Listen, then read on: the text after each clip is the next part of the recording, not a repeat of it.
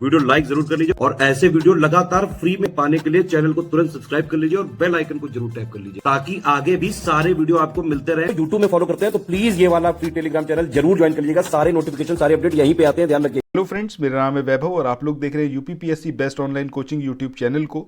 दोस्तों, हमने यहाँ पर स्टार्ट करा हुआ है एक 5000 जीएस के क्वेश्चंस का सीरीज, जिसमें हिस्ट्री के काफ़ी वीडियोस अभी तक आ चुके हैं। इसके बाद अब हम ज्योग्राफी के वीडियोस पर इस समय चल रहे हैं और ज्योग्राफी हम कवर अप कर रहे हैं एनसीईआरटी से। सो अगर आप लोग पहली बार चैनल पर आए हैं, पहली बार मेरी बात सुन रहे हैं, चैनल को सब्सक्राइब करे बिना बिल्कुल मत जाइएगा। इस वीडियो को कंप्लीट देखिएगा, जितने क्वेश्चन आपसे पूछूं हर क्वेश्चन का आंसर जरूर करिएगा। और ये जो क्वेश्चन आपकी स्क्रीन पर डिस्प्ले हो रहे हैं, हर क्वेश्चन को ट्राई करिए। देखिए, बेसिक एनसीईआरटी अगर आपने एक बार कर ली, उसके बाद चाहे माजिद हुसैन हो या फिर वर्णवाल हो या फिर कोई भी बुक हो ज्योग्राफी की, उसको पढ़ना आपके लिए बहुत ज़्यादा इजी हो जाएगा। सो यहाँ पर एमसीक्यू के माध्यम से हम पूरी ज्योग्राफी जो है एनसीईआरटी की वो कवर अप कर रहे हैं।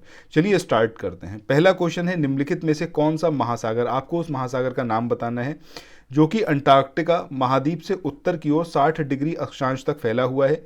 दूसरी बात कि निम्नलिखित में से कौन सा महासागर व्यापार की दृष्टि से सबसे व्यस्त है या फिर व्यस्ततम महासागर है। सो अगर हम बात करते हैं अंटार्कटिका की, तो देखिए ऊपर आपका जो नॉर्थ पोल है यहाँ पर पड़ता है आपका आर्कटिक, इसको क्या बोलते हैं, आर्कटिक। जो नीचे आपका हमारी ये अर्थ है ना, ठीक है। सो ये जो हमारा साउथ पोल है ये क्या कहलाता है, यहाँ पर आपका अंटार्कटिका जो आपका महाद्वीप है, ठीक है। अब ये जो महाद्वीप है ये चारों तरफ से घिरा हुआ है किससे, दक्षिणी महासागर से। तो इस तरीके से आपके यहाँ पर दो ऑप्शन सिलेक्ट हो जाएंगे। अब यहाँ पर आगे पूछ रहा है कि सबसे ज़्यादा व्यस्त कौन सा महासागर है, तो वो कौन सा है आपका अटलांटिक महासागर, ठीक है, अटलांटिक ओशियन। अच्छा, कमेंट सेक्शन में ये बताइएगा कौन कौन सी कंट्रीज़ हैं जो इस ओशियन से अटैच हैं। बहुत सारी कंट्रीज़ हैं, बट आप लोग मुझे कमेंट सेक्शन में जितनी आपको याद आए उतनी कंट्रीज़ बताइएगा जो अटलांटिक ओशियन से अटैच्ड हैं, ठीक है। तो सही आंसर हमारा क्या आएगा, ऑप्शन ए। चलिए नेक्स्ट क्वेश्चन पे मूव ऑन करते हैं। अगले क्वेश्चन की बात करें तो नेक्स्ट क्वेश्चन में आपसे यहाँ पर पूछा गया है कि वायुमंडल डैश किलोमीटर की ऊंचाई तक फैला है और वायुमंडल मुख्य रूप से ऑक्सीजन और नाइट्रोजन का बना हुआ है, जो कि साफ और शुष्क हवा का डैश प्रतिशत भाग है। तो अगर हम बात करते हैं किसकी, वायुमंडल या फिर एटमॉस्फेयर की, तो ये 1600 यानी कि 1600 किलोमीटर की ऊंचाई तक फैला हुआ है। तो दो ऑप्शन आपके यहाँ पर सिलेक्ट हो जाएंगे। अब आपको इसमें दो में से एक को सिलेक्ट करना है। यहाँ पर बोला गया है कि वायुमंडल की अगर हम बात करते हैं तो उसमें ऑक्सीजन और नाइट्रोजन ये मेनली हैं, ठीक है। सो इसमें साफ और स्वच्छ हवा का डैश प्रतिशत भाग है, तो ये 98% है, 99% है, इन दोनों में आपको सिलेक्ट करना है। तो सही आंसर क्या होगा आपका, ऑप्शन सी यानी कि 99%। अच्छा, जब हम एटमॉस्फेयर की बात कर रहे हैं, अपने वायुमंडल की बात कर रहे हैं, कौन कौन सी गैसेज हैं ये बताइएगा कमेंट सेक्शन में, और इन गैसेस की परसेंटेज क्या है एटमॉस्फेयर में, कमेंट सेक्शन में आप लोग बताइएगा, ठीक है। चलिए नेक्स्ट क्वेश्चन पे मूव ऑन करते हैं। अगले क्वेश्चन की बात करें तो अगले क्वेश्चन में यहाँ पर आपसे पूछा गया है, डैश पृथ्वी के द्वारा छोड़ी गई ऊष्मा को अवशोषित करती है जिससे पृथ्वी गर्म रहती है और डैश पौधों की वृद्धि के लिए भी आवश्यक है। अब यहाँ पर आपको ये जो डैश है इसमें आपको फिल करना है। सो देखिए, अगर आपको पता है कि पौधों के लिए क्या ज़रूरी है, जैसे इंसान के लिए ऑक्सीजन ज़रूरी है, बिना ऑक्सीजन के इंसान जिंदा नहीं रह सकता, इसी तरीके से पौधों के लिए कार्बन डाइऑक्साइड बहुत ज़रूरी है। अगर प्लांट्स खत्म हो जाए तो समझिए कि पृथ्वी पर कार्बन डाइऑक्साइड की मात्रा बढ़ने लगेगी, ऑक्सीजन डिक्रीज होने लगेगी, तो कुछ भी बचेगा नहीं। इसीलिए कहते हैं सेव द प्लांट, ठीक है, सेव द ट्रीज, बहुत ज़रूरी है। वो एक अलग बात है कि हम में से मतलब ज़्यादातर लोग इस बात को इतना लाइटली लेते हैं कि हाँ ठीक है पेड़ ही तो है, बट ये पेड़ नहीं है, ये लाइफ है आपकी। अगर ये नहीं होगा तो कुछ नहीं होगा जीवन में, ठीक है। चलिए यहाँ पर तो हमारा आंसर क्या आ जाएगा, कार्बन डाइऑक्साइड। जो पृथ्वी, अगर कार्बन डाइऑक्साइड नहीं होगी तो पृथ्वी के द्वारा जो ऊष्मा छोड़ी जाती है उसको वो अवशोषित करती है, जिससे कि पृथ्वी गर्म रहती है। अगर कार्बन डाइऑक्साइड नहीं होगी तो एब्जॉर्प्शन नहीं होगा उस हीट का और पृथ्वी हो जाएगा एक ठंडा ग्रह, ठीक है। तो सही आंसर क्या आएगा यहाँ पर, कार्बन डाइऑक्साइड। अच्छा, आगे हम लोग चले नेक्स्ट क्वेश्चन को देखें। इससे पहले एक इंपॉर्टेंट न्यूज़ है आप लोगों के लिए। अगर आप लोग उत्तर प्रदेश पीसीएस के लिए प्रिपेयर कर रहे हैं, देखिए 14 मई को आपका पेपर है, तो 14 मई से पहले आपको सारी चीज़ पढ़ लेनी चाहिए, मल्टीपल टाइम्स रिवाइज कर लेनी चाहिए, बट अब टाइम बहुत कम है। तो इतने टाइम में एक 780 पेजेस का स्टडी फॉर सिविल सर्विसेज का मटेरियल है, जो कि उन पेड ग्रुप्स में मिल रहा है जिसका फीस 4000, 6500 और 9,000 रुपीज़ है। इनमें से किसी भी ग्रुप में अगर आप एडमिशन लेते हैं तो आपको ये 780 पेजेस का PDF प्रोवाइड किया जाएगा और ये सफिशिएंट होगा आपको एग्ज़ाम में सफलता दिलाने के लिए। आपको इसके साथ में इन ग्रुप्स में अगर आप एडमिशन लेंगे आपको यहाँ पर टेस्ट सीरीज़ भी मिलेगी, आपको स्टडी मटेरियल भी मिलेगा, पेड क्विज भी मिलेगी। ठीक है, सो अगर आप चाहते हैं इन ग्रुप्स में एडमिशन लेना तो आप सिंपली ये जो नंबर आपकी स्क्रीन पर है 8564880530 इस नंबर पर, या फिर 9696066089 इस नंबर पर, या फिर 7523864455 ये जो तीनों नंबर आप देख रहे हैं किसी भी नंबर पर आप संपर्क कर सकते हैं, या फिर ज्ञान सर से आप डायरेक्टली व्हाट्सएप पर बात कर सकते हैं 7838692618। ठीक है, तो ये काफ़ी इंपॉर्टेंट है। देखिए अभी आपका उत्तर प्रदेश PCS का एग्जाम है, इसके बाद समीक्षा अधिकारी का एग्जाम होना है, इसके बाद BEO का एग्जाम भी होना है।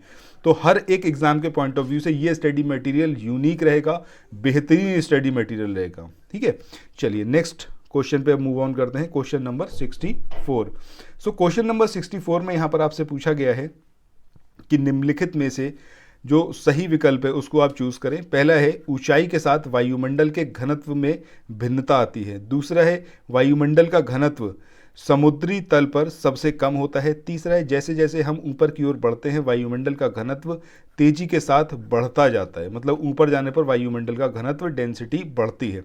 तो ये तो भैया एकदम गलत बात है, ये तो होता नहीं है। वायुमंडल में जब हम ऊपर जाएंगे तब क्या होगा, जो घनत्व है वो डेंसिटी हमारी कैसी होगी, डिक्रीज होगी, सी लेवल पर हाईएस्ट होगी, जैसे जैसे ऊपर बढ़ेंगे एटमॉस्फेयर में वो रैपिडली डिक्रीज करती जाएगी। इट वेरीज विद एल्टीट्यूड, ये तो बात सही है। ठीक है, तो हमारा आंसर क्या आएगा, पहला वाला, यानी कि ऑप्शन ए जो होगा वो यहाँ पर सही आंसर होगा। चलिए नेक्स्ट क्वेश्चन पे मूव ऑन करते हैं, question number 65। So question number 65 की बात करें, यहाँ पर आपसे पूछा गया है कि किसी स्थान की जलवायु निम्नलिखित में से किसके द्वारा प्रभावित नहीं होती। अब ये ऊंचाई है, समुद्र से दूरी है, उच्चावच है, या फिर रिलीफ बोलें, या फिर नन ऑफ दीज। तो अगर हम बात करें कि यहाँ पर क्या कह रहा है कि जलवायु जो है वो किससे प्रभावित नहीं होती, ऊंचाई के साथ प्रभावित होती है, समुद्र से दूरी के साथ भी प्रभावित होती है, उच्चावच या फिर रिलीफ की बात करें इसकी वजह से भी होती है। तो यहाँ पर जो हमारा आंसर आएगा वो क्या आएगा, ऑप्शन डी। ठीक है, यानी कि इनमें से कोई नहीं, इन तीनों की वजह से जो क्लाइमेट है वो चेंज होता है। देखिए अगर किसी भी ओशियन के समीप आप देखेंगे कोई भी सिटी है तो उसका टेम्परेचर, और जो इंटीरियर सिटीज़ हैं उस पर्टिकुलर कंट्री की, तो उनका जो क्लाइमेट है वो उनका भी वेदर रहता है, भारी डिफरेंस रहता है, बहुत ज़्यादा।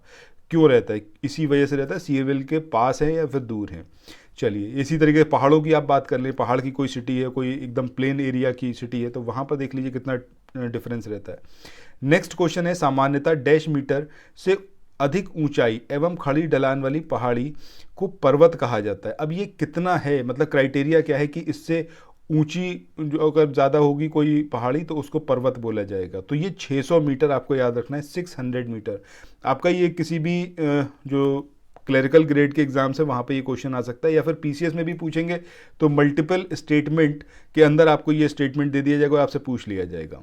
अगला क्वेश्चन है, निम्नलिखित में से गलत विकल्प का आप चयन करें। पहला है, पृथ्वी की सतह के टुकड़े घिस जाने को अपर्दन कहा जाता है, यानी कि the weathering away of the earth surface is called erosion. दूसरा है, अपर्दन की क्रिया के द्वारा पृथ्वी की सतह ऊंची हो जाती है। अब देखिए खुद ही आप समझ रहे हैं, कोई भी चीज़ है अगर उसको आप यहाँ पर खुरचते चले जाएंगे तो वो कम होगी ना यार, ज़्यादा थोड़ी ना हो जाएगी। अब यहाँ पर क्या कह रहा है, यहाँ पर कह रहा है गलत विकल्प चूज करो, तो ऑब्वियस सी बात है, ये तो एकदम साफ पता चल रहा है गलत है। अगर आप ज्योग्राफी नहीं भी पढ़े होंगे तब भी आप इस क्वेश्चन का यही आंसर लगाएंगे। चलिए नेक्स्ट क्वेश्चन पे मूव ऑन करते हैं, question number 68। So question number 68 की बात करें, यहाँ पर आपसे पूछा जा रहा है कि हिमालय पर्वत तथा एल्स पर्वत डैश पर्वत हैं जिनकी सतह ऊबड़ खाबड़ तथा शिखर डैश हैं। अब ये वलित हैं, यानी कि यंग फोल्ड माउंटेन्स हैं, और कोनिकल हैं, भ्रंतोष और गोलाकार यानी कि ब्लॉक एंड स्फेरिकल हैं, ज्वालामुखी वॉल्केनिक एंड सिलेंड्रिकल हैं, या फिर नन ऑफ दीज। तो अगर हम बात करें किसकी, जो आपका हिमालय है या फिर एल्स पर्वत, ये कैसे हैं, आपके फोल्ड माउंटेन्स हैं। ठीक है, फोल्ड माउंटेन का मतलब क्या हो गया कि इधर से प्रेशर लगे, इधर से प्रेशर लगे और बीच वाला हिस्सा उठ के यूं खड़ा हो जाए। ठीक है, इसीलिए आप देख रहे हैं कि धीरे धीरे अभी हिमालय की जो ऊंचाई है वो बढ़ रही है। रीज़न बीइंग कि, अच्छा रीज़न आप लोग कमेंट सेक्शन में बताइएगा, नहीं बताते हैं आपको ये, ठीक है, मतलब दो प्लेट्स हैं जिनके बीच में एक कहिए तो प्रेशर पड़ रहा है, जिसकी वजह से हिमालय का जो पार्ट है वो धीरे धीरे और ऊपर उठ रहा है। अब वो कौन कौन सी प्लेट है, किन दो प्लेट्स के बीच में हिमालय जो माउंटेन्स हैं वो बने हुए हैं, ये बताइए कमेंट सेक्शन में। अगर एल्प्स पर्वत की बात करें तो इसकी हाईएस्ट जो पीक है उसका नाम क्या है, ये बताइएगा। और इंडिया में अगर बात करें, इंडिया में तो हिमालय की जो हाईएस्ट पीक है इंडिया के अंदर, ये बताइएगा। और अगर हम रेंजेस की बात करें तो रेंजेस जो है हिमालय की, जो पट्टियाँ हैं हिमालय की, तो ये बताइएगा कि वो वेस्ट पार्ट में ज़्यादा चौड़ी हैं या फिर ईस्टर्न पार्ट में ज़्यादा चौड़ी हैं। ये कमेंट सेक्शन में आप लोगों से क्वेश्चंस हैं, ठीक है। चलो नेक्स्ट क्वेश्चन पे चलते हैं, 69 नंबर का। तो इस क्वेश्चन की बात करें तो यहाँ पर आपसे पूछा गया है निम्नलिखित में से जो गलत विकल्प है, जो इनकरेक्ट है, उसको आप सिलेक्ट करें। पहला है वलित पर्वत यानी कि फोल्ड माउंटेन्स, इसके उदाहरण उत्तरी अमेरिका का एल्पेशियन जो माउंटेन है और रूस का जो यूराल पर्वत है।